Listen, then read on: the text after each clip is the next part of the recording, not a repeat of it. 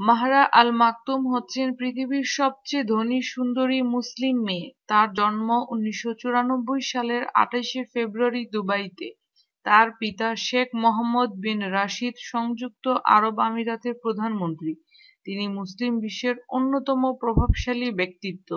তার সম্পদের পরিমাণ 18 বিলিয়ন মার্কিন ডলার, যা বাংলাদেশি টাকায় 1,42,560 কোটি টাকা।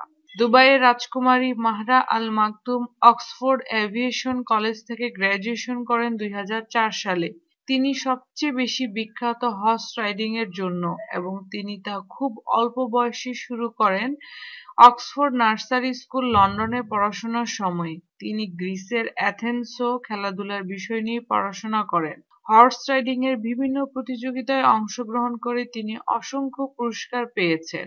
তার শখের তালিকায় রয়েছে কুকুর পোষা। তার দিনের অনেকটা সময় কাটে তার প্রিয় পোষা কুকুরের সাথে।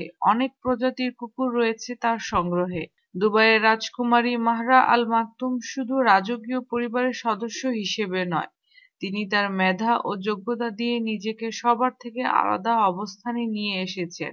মাহরা আল মাকতুমকে মুসলিম বিশ্বের অন্যতম ফ্যাশন আইকন হিসেবে বিবেচনা করা হয়।